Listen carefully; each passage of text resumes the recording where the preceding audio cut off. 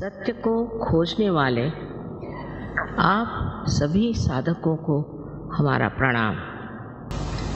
इस कलयुग में मनुष्य जीवन की अनेक समस्याओं के कारण विचलित हो गया और घबरा रहा।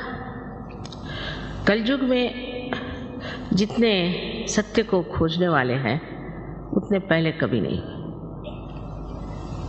और यही समय है जब कि आपको सत्य मिलने वाला है। लेकिन ये समझ लेना चाहिए कि हम कौन से सत्य को खोज रहे हैं, क्या खोज रहे हैं। नहीं तो किसी भी चीज़ के पीछे हम लग करके ये सोचने लग जाते हैं कि यही सत्य है। इसका कारण ये है कि हमें अभी तक केवल सत्य, एब्सोल्यूट ट्रूथ मालूम है। कोई सोचता है कि ये अच्छा है, कोई सोचता है वो अच्छा है, कोई सोचता है कि जीवन और ही तरह से बिताना चाहिए। तो विक्षुब्ध सारी मन की भावना और भ्रांति में इंसान घूम रहा।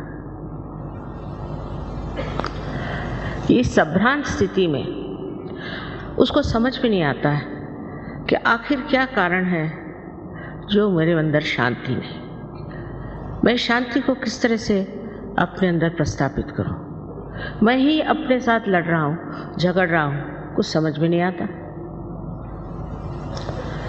यही कलयुग की विशेषता है और इसी कारण इस कलयुग में ही मनुष्य खोजेगा। पहले इस तरह की संभ्रांत स्थिति नहीं थी। मनुष्य अपने मानवता से ही प्रसन्न था। अब आप इस मानव स्थिति में आ गए। इस स्थिति में अगर आपको केवल सत्य मालूम होता तो कोई झगड़ा ही नहीं होता। हर एक इंसान एक ही बात सोचता और कुछ भी समझाने से, बतलाने से मनुष्य सिर्फ मानसिक हो जाता है, मेंटल हो जाता है। पढ़ पढ़ के भी मानसिक हो जाता है और उसमें कोई शांति नहीं मिलती, उसमें कोई आराम नहीं मिलता, उसमें कोई चैन नहीं आता। तो सत्य क्या है ये समझ लेना चाहिए। अब बात यह है कि मैं जो कुछ भी आपके सामने बात कहूँ इसे आप एकदम से मान्य मत करें, क्योंकि अंधश्रद्धा से हम लोग पहले ही पीड़ित हैं। स्पेशली बंगाल में तो मैं सोचती हूँ यहाँ पर इस कदर तांत्रिक ये वो सब ने जकड़ डाला। और जब हम देखते हैं कि जो धर्म के नाम पे भी बहुत बोलते हैं और चलते हैं वो भी पीड़ित हैं, वो भी बीमार हैं, उनको भी ये तकलीफ़ है, वो तकलीफ़ है, और वो भी आपस में लड़ रहे हैं, झगड़ रहे हैं। इसका मतलब उन्होंने अभी तक सत्य को प्राप्त नहीं किया, सिर्फ उसके बड़े बड़े इश्तहार लगा के रखे। तब मनुष्य घबरा के पूछता है कि सत्य है क्या। सत्य और प्रेम ये दोनों एक चीज है। आश्चर्य की बात है, इसका मिलाप लोग समझ नहीं पाते। समझ लीजिए आप किसी को नितांत प्रेम करते हैं तो आप उसके बारे में हर एक छोटी छोटी बातें जान लेते, पर यह परमात्मा का प्रेम है, ये दैवी प्रेम है। इस प्रेम को सत्य मान लीजिए ऐसा मैं नहीं कहूँगी, पर यह सिद्ध हो सकता है। उसके लिए आपको इस मानव चेतना से, ह्यूमन अवेयरनेस से ऊपर उठना होगा। तभी आप समझ पाएंगे कि सत्य और प्रेम एक ही चीज है, और ये दोनों ही चीज, दोनों ही बातें, दोनों ही गुण ऐसे मनुष्य में होते हैं जिसने आत्म साक्षात्कार को प्राप्त कर लिया। और जिसने अभी तक आत्म साक्षात्कार को प्राप्त नहीं किया और जो सिर्फ ऊपरी तरह से बातें करता है और काफ़ी लेक्चर देगा या काफ़ी कर्मकांड कराएगा, उससे आज तक किसी का फायदा हुआ नहीं और न होगा। इसके लिए ज़रूरी है कि हम समझ लें सत्य क्या है। हम ये शरीर, बुद्धि, मन, अहंकार आदि उपाधियां नहीं, हम शुद्ध आत्मा है, ये सत्य। क्योंकि हम कहते हैं ये हमारा शरीर, ये हमारा मन, ये हमारी बुद्धि, हमारी हमारी हमारी, मेरी मेरी मेरी, ये मैं है कौन, इसे जानना है। और ये मैं ही शुद्ध आत्मा है जो आपके हृदय में विराजता है, वही शुद्ध आत्मा। उसको प्राप्त करना, उसका प्रकाश अपने चित्त में लाना ही एक तरह से आत्मा का दर्शन है। और दूसरा सत्य ऐसे है, जैसे आप देखते हैं चारों तरफ ये फूल हैं, कितने सुंदर फूल, और ये फूल जिस पृथ्वी तत्व से निकले हैं, कितना चमत्कार है कि हर एक तरह का फूल अलग अलग तरीके से आता है और इसके लिए कुछ पैसा नहीं देना पड़ता। माँ का पृथ्वी तत्व जो प्रेममय है वो अपने आप इसको पनपाता है, सुगंधित करता है और रंग बिरंगों से भर देता है।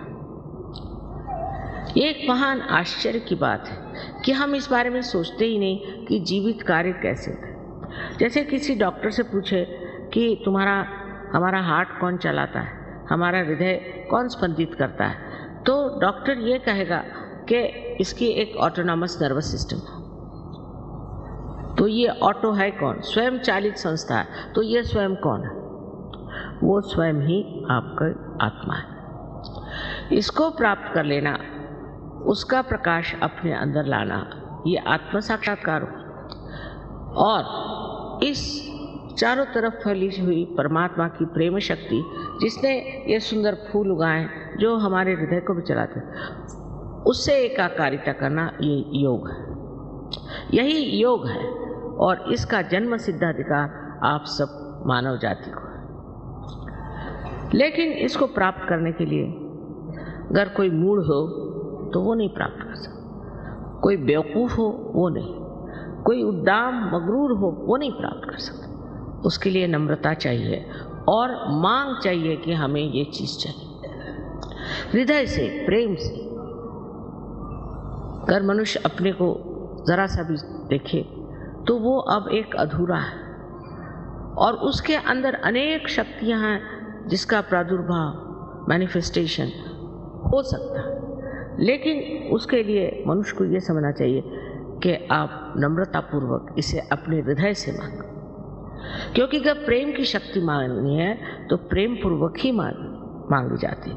लड़ाई झगड़े से और परेशान करने से ये शक्ति कभी भी प्राप्त नहीं। इस शक्ति के बारे में आपको पहले बता ही चुके हैं वो कि त्रिकोणाकार अस्थि में ये शक्ति कुंडलिनी नाम की है। अब ये कोई नई बात मैं नहीं कह रही हूँ। हमारे शास्त्रों में छठी, समझ लीजिए छठी शताब्दी, जबकि शंकराचार्य है उन्होंने इस पर बात की, लेकिन 13,000 वर्ष पूर्व मार्कंडेय ने कुंडलिनी की बात की, पर सब संस्कृत भाषा। इसलिए 12वीं शताब्दी में ज्ञानेश्वर जी ने इसकी बात की है, जब उन्होंने ज्ञानेश्वरी लिखी जो कि गीता पर टीका थी। उसमें छठे अध्याय में उन्होंने लिख दिया कि कुंडलिनी शक्ति से आत्म साक्षात्कार घटित होता। तो उस वक़्त के जो धर्म मार्तंड थे उन्होंने कहा नहीं, ये निषिद्ध है, छठा जो अध्याय है निषिद्ध है, किसी ने पढ़ा नहीं लिखा नहीं। इस तरह से जो हमारे अंदर निहित छिपी हुई जो शक्ति है जो कि हमें उस स्थिति में पहुंचा सकती है, वो पूर्णतः एक अंधकार में, एक जिसको कहना चाहिए कि अज्ञान में, इग्नोरेंस में छिप गई। फिर हमारे यहाँ एक से एक बुद्धिमान लोग निकले, इंटेलेक्चुअल्स, जिसके लिए कबीर ने कहा है पढ़ी पढ़ी पंडित मूर्ख भय। पहले मैं सोचती थी कि पढ़ पढ़ के पंडित मूर्ख कैसे हो जाएंगे, ऐसे कैसे हो सकता है, लेकिन मुझे बहुत मिले ऐसे। उनसे बात करने से पहले वही बोले जाते थे और क्या बोलते थे भगवान जाने, ये किताब में लिखा, वो किताब में लिखा। मैंने कहा आपकी किताब में क्या लिखा है वो बताइए। तो हम अपने से अनभिज्ञ, अपने से अपरिचित, दूसरों ही की बातें अपने खोपड़ी में भर लेते हैं ये तो इंटेलेक्चुअल साइड हो गई।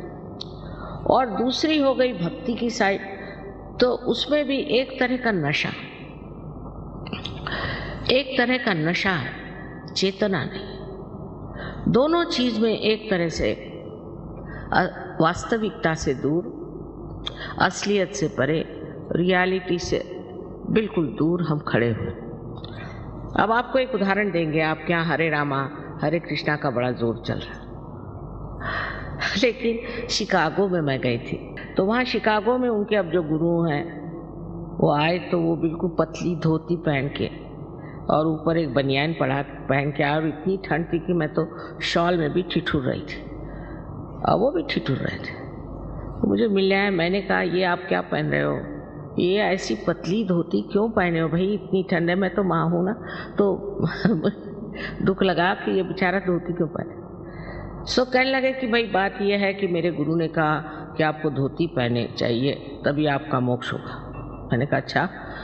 हमारे भारतवर्ष में 80% लोग धोती पहनते हैं, बंगाल में तो और भी ज़्यादा। और इन सबका अगर मोक्ष होने वाला है तो तुमको स्थान कहाँ मिलेगा।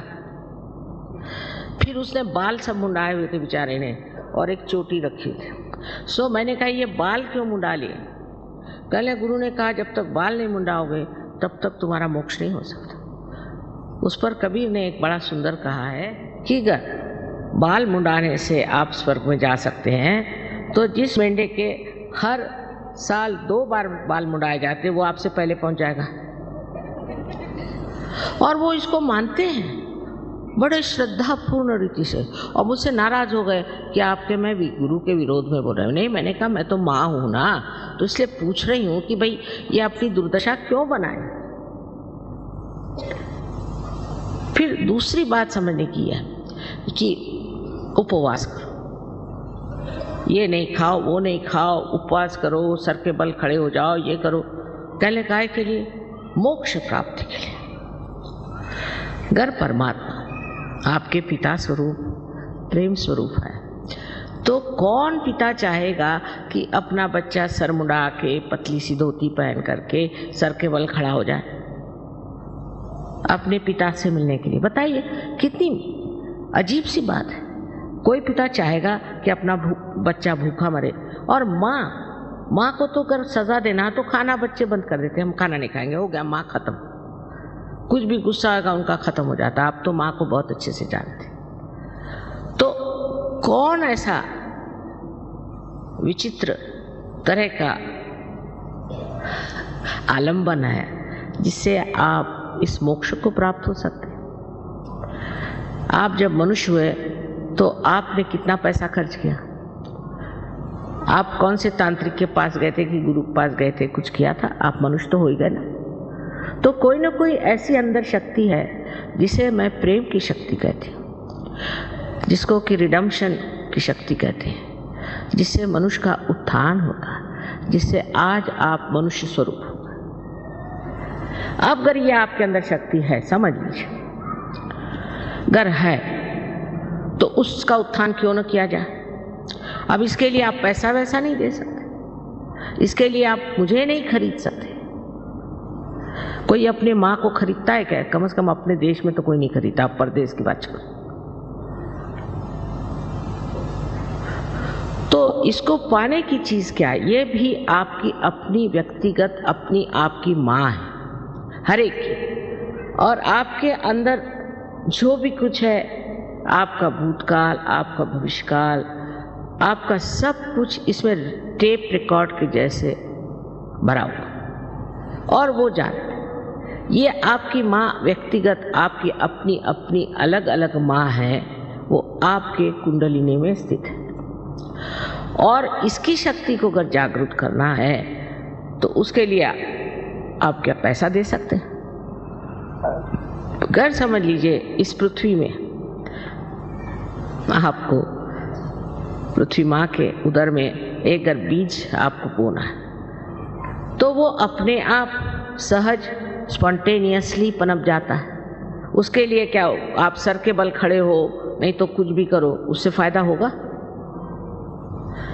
समझ की बात है। जो जीवित कार्य है वो सारा जीवित प्यार सहज होता है।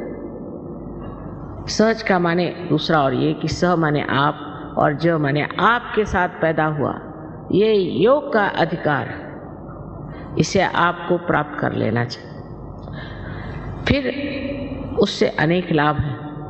मुझे पता नहीं योगी जी ने आपसे क्या क्या लाभ बताया, लेकिन एक संसार में आप अगर किसी से प्यार करते हैं तो आप नहीं जानते कि सूक्ष्म में उससे कितने लाभ होते हैं।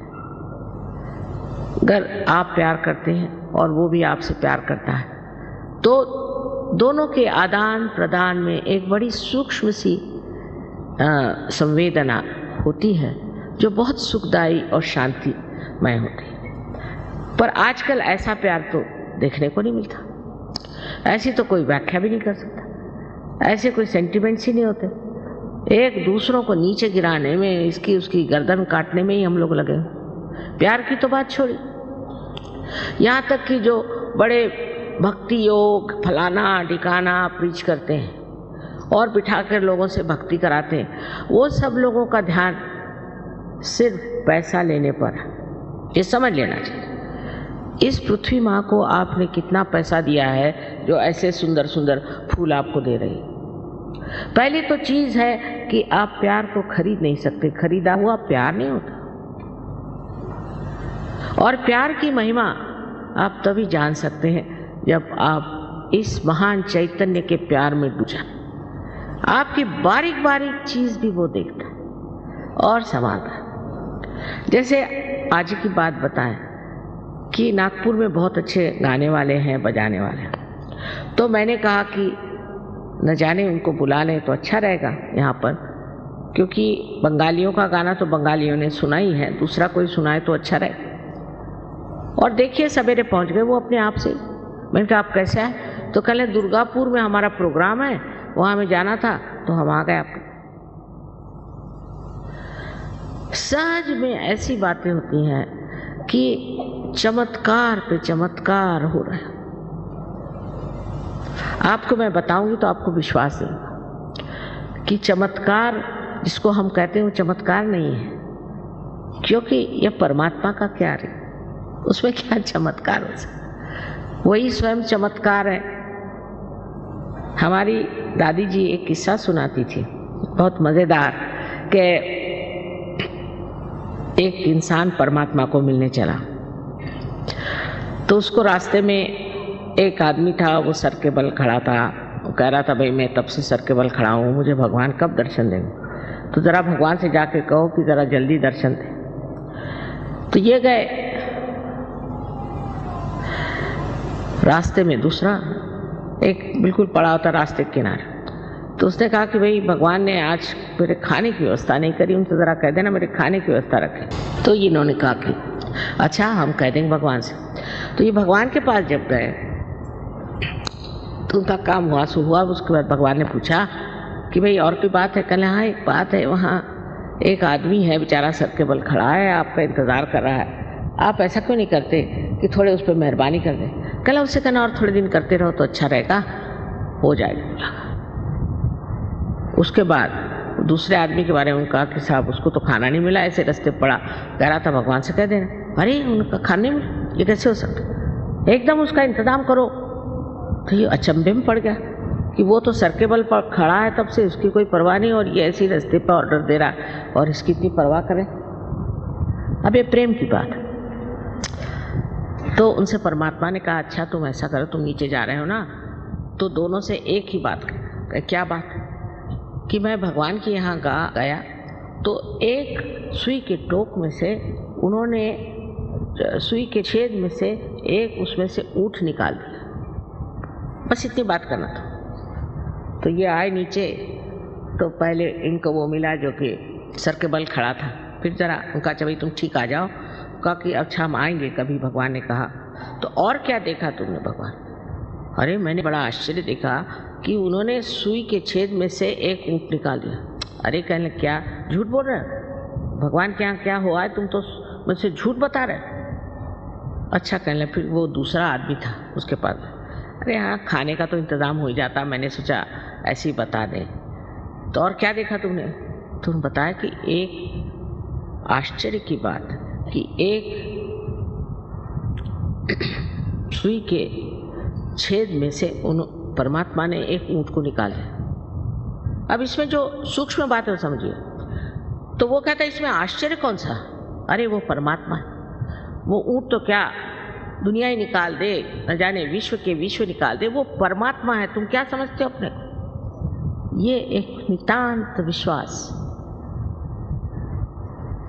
क्योंकि आत्म साक्षात्कारी आदमी को उसका जो विश्वास होता है वो अंधा विश्वास नहीं होता, वो साक्षात में विश्वास। साक्षात कोई भी चीज अंधे से मान लेना ये मनुष्य के लिए शोभा नहीं देती। आप पहले इसका साक्षात करिए, पहले आप सत्य को जान लीजिए, और सत्य को जानने के बाद आप जानिएगा कि आप कितने महान और गौरवशाली हैं। अभी तो आप अपने बारे में कुछ जानते ही नहीं। जैसे कि किसी छोटे गांव में चले जाइए जहाँ बिजली नहीं, कुछ नहीं, और टेलीविज़न ले जाइए और उनसे कहे कि देखो इसमें सब तरह की फिल्म आएंगी, फोटो आएंगे। ये कहला ये डब्बे में, इस डब्बे में? कहला हाँ इसी डब्बे में। जब उसका कनेक्शन हो जाता है तो वो है ना, इस डब्बे में चीज़ कैसे है? ऐसे हम भी अपने को एक डिब्बा समझते हैं। और ख़ासकर बंगाल में मैंने देखा है कि इंसान बहुत निराश रहता है हमेशा, और रोने के गाने गाते रहता है, रोने में रहता है। अब दिन बदल गए, ये समझना चाहिए कि नया समय आ गया। ये बड़ा एक विशेष समय, इसको मैं ब्लॉसम टाइम कहती हूँ, बसंत बहार कहती हूँ। लेकिन बहुत से लोग इतने निराश हो गए, इतने निराशा में फंसे हुए हैं कि वो समझ ही नहीं सकते कि इस निराशा के बाद एक बड़ी भारी सुबह होने जा रही जो सारे दुनिया में छा जाएगी, और वो आज का समय। पर वर्तमान को हम नहीं जानते, और वर्तमान असलियत है। तो विचार उठे नीचे गए, फिर विचार उठे नीचे गए, उसके बीच में एक जगह है जिसे विलंब कहते हैं, पॉज। वो विलंब को हम नहीं पकड़ पाते जहाँ वर्तमान है।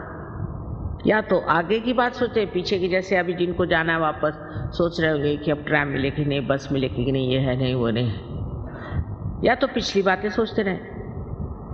और मैं अगर कहूँ कि अभी वर्तमान में आप खड़े हो जाइए तो नहीं हो सकता, क्योंकि एक विचार उठा खत्म, दूसरा विचार उठा खत्म, और हम उसके ऊपर में नाचते रहते हैं। लेकिन जब कुंडलिनी जागृत होती है तो ये विचार लंबाकृत हो जाते हैं, ऐसे रिलैक्स हो जाते हैं, लंबाकृत, और उसके बीच में जो जगह बन जाती है और वर्तमान में आप खड़े हो जाते हैं। और जब आपका चित्त वर्तमान में होता है तो आप कुछ नहीं सोचते, निर्विचार, और निर्विचार में आनंद झरने लग जाता है। अब जैसे यहाँ एक बड़ा सुंदर कारपेट है, एक उदाहरण के लिए, तो मैं कहूँगी भाई कितना सुंदर है, अब मैं करिए, मेरा है तो मेरे लिए सर दर्द हो जाएगा कि भाई ख़राब ना हो जाए, ये नहीं वो नहीं, इंश्योर करो, सब जो होते हैं प्रॉब्लम्स कोई चीज़ पाने की। और मेरा नहीं दूसरे का है तो मैं ये सोचूंगी कितने का मिला, कहाँ मिला, कब पाएंगे ये। लेकिन अगर हम निर्विचार इसे देखें तो इसको बनाने में जिस कलाकार ने अपना आनंद बूट दिया है, वही आनंद सर से लेकर नीचे तक ठंडा ठंडा बहना शुरू हो जाए, और उस आनंद में आप स्नात हो जाएंगे। जब आप निर्विचार हो जाते हैं तब आप अपने शांति में खड़े हो जाते हैं। शांति, ये कहने की बातें हैं कि शांति के बड़े बड़े इन लोगों ने ऑर्गेनाइजेशंस बनाए, शांति में अवार्ड्स दिए, ये वो। मैंने तो बहुत से लोगों को देखा है जिनको बड़े शांति अवार्ड्स मिले, इतने गर्म होते हैं, इतनी गर्म तबीयत कि उनसे अगर मिलना हो तो एक लकड़ी जाके लेके जाइए सामने, और नहीं तो लेके 2-4 झापड़ी मार के जा। कोई आप उनसे बात ही नहीं करते, इतने गुस्से ले लो, उनमें कोई प्रेम की झलक भी नहीं। वो क्या है, शांति दें, और उनको इंटरनेशनल अवार्ड्स मिले, पता नहीं किस तरफ से देख के दिए उनको इंटरनेशनल। इस प्रकार हम लोग बिल्कुल भुलावे में रहते हैं, क्योंकि हमारे अंदर की जब शांति प्रस्थापित होती है तब हम समझते हैं कि शांत चित्त क्या है। जैसे कि आप पानी में खड़े हैं तो आप परेशान हैं उसकी लहरों से, क्योंकि लहरें आकर के आपको डरा रही कि कहीं डूब न जाए। पर अगर आप किसी नाव में चले जाएं तो आप लहरें देख रहे हैं, मजा आ रहा है, आपको घबराहट नहीं। पर अगर आप तैरना जानते हैं तो आप कूदते हैं नीचे में और जो डूब रहे हैं उनको बचा सकते हैं। इसी प्रकार सहयोग में आपकी प्रगति थी। पहले आप निर्विचार समाधि में उतरते हैं, फिर आप निर्विकल्प समाधि में। कभी कभी ये किसी को दोनों एक साथ मिल जाते हैं। ये बड़ी आश्चर्य की बात है, दोनों चीज एक साथ घटित होती है और इसमें इंसान जो है उस शांति को भी प्राप्त करता है और उन शक्तियों को भी प्राप्त करता है जो उसके अंदर निहित है। पर उसका कोई वो ये नहीं कि उसके लिए बाल मुंडा ले या उसके लिए भगवा वस्त्र पहने, कुछ ये सारे भाव अंदर। आपको तो राजा जनक की कहानी मालूम है, मुझे नहीं बताना चाहिए, पर जैसे अब मैं गृहस्थ हूँ, मेरे पति ऐसे ऐसे हैं, चलो उन्होंने कहा तो कपड़े पहन लिए अच्छे, कहा तो जेवर पहन लिए। जब किसी चीज को पकड़ा ही नहीं तो छोड़ेंगे क्या? अगर आपने पकड़ के रखा है तो आप छोड़ सकते हो, पर अगर पकड़ा ही नहीं तो छोड़ो क्या? इस तरह की स्थिति जो है संन्यास अंदर से होती है, बाह्य से दिखाने की स्थिति नहीं होती। बाहर से तो कपड़े सन्यासी के पहले अंदर धंधे चोरों के, इसका फायदा क्या? तो ये जो ढोंग है ये सब खत्म हो जाता है, क्योंकि मानव अपनी इज्जत करने लगता है, अपना मान उसको होता है, उसके अंदर एक तरह की चमक आ जाती है कि मैं क्यों, मुझको क्या करना। और ये आत्म साक्षात्कारी लोग ही दुनिया में बड़ा बड़ा नाम करते हैं। जैसे अपने तिलक साहब, तिलक आत्म साक्षात्कारी थे, इसमें कोई शक नहीं। अब्राहम लिंकन थे, वो आत्म साक्षात्कारी थे। शास्त्री जी थे, वो आत्म साक्षात्कारी। हमें तो हम कहते हैं कि जो लोग आत्म साक्षात्कारी नहीं, वो कभी भी सत्य पे टिक ही नहीं सकते। आप कोई भी ऑर्गेनाइजेशन ले लीजिए, बस झगड़े शुरू आपस में। क्यों? क्योंकि असत्य पे खड़े हो, इसीलिए सब डामाडोल हो रहा है। तो पहले आपको प्राप्त करना चाहिए कि अपनी अंदर की शांति। इस शांति को प्रस्थापित किए बगैर आप कोई भी विश्व में शांति नहीं कर सकते। अब ये कहना कि जिसको जाना है अभी चले जाए, जिस वक्त में हम जागृति का कार्य करेंगे तब उठ के जाने की कोई ज़रूरत है। दोनों हाथ हमारी तरफ करें।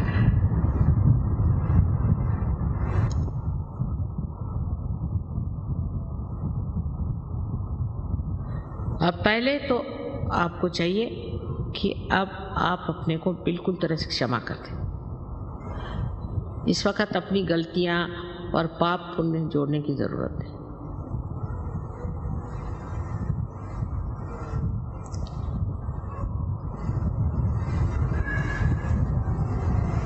और अब आंख बंद कर ले, चश्मा निकालें। इनके पैर में जूते होंगे तो जूते निकाल देंगे, जो बैठे हैं ऊपर में लोग। अब लेफ्ट हैंड मेरी ओर करें इस तरह से, और राइट हैंड सर झुका लें, और सर के ऊपर में आप अपना राइट हैंड, यहाँ पर जो तालु है इसे ब्रह्मरंध्र भी कहते हैं, कि जो ब्रह्म में एकाकारिता करता है, ऐसा छेद ब्रह्मरंध्र। अब इस पे राइट हैंड रखें दूर ऐसे, और अब देखें कि आपके ब्रह्मरंध्र में से ठंडी या गरम कोई हवा जैसी चैतन्य की लहरियां आ रही क्या, जिसको कि आदि शंकराचार्य ने सौंदर्य लहरी कहा था।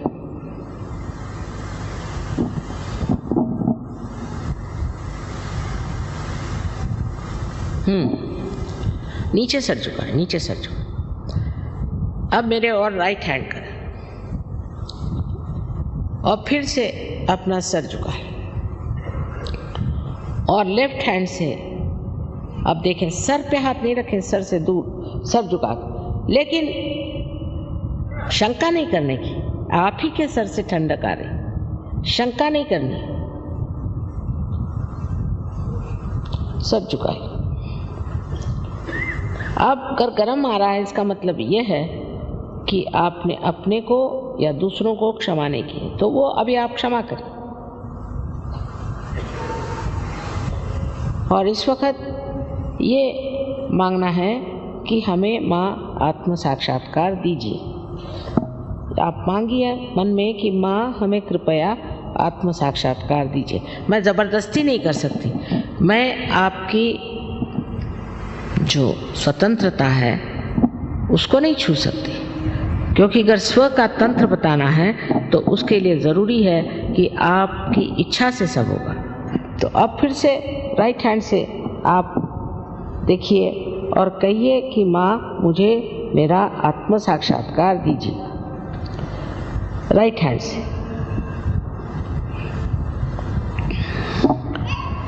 अब दोनों हाथ आकाश की ओर करें और सर ऊपर की तरफ, और यहाँ एक प्रश्न पूछें अपने मन में विश्वास के साथ, माँ क्या ये परम चैतन्य की लहरें हैं? प्रश्न करें 3 बार अंदर अपने हृदय में पूछें, माँ क्या ये परम चैतन्य की लहरें हैं?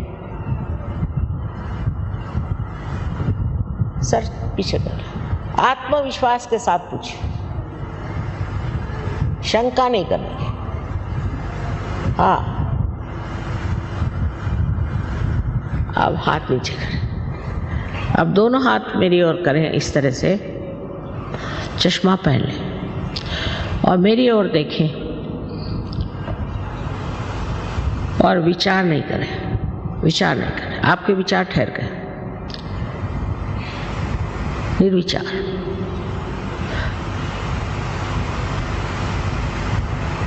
यही निर्विचार समाधि। अब जिन लोगों के हाथ में या उंगलियों में या ब्रह्मरंध्र से ठंडी या गर्म हवा आई हो, वो दोनों हाथ ऊपर करें।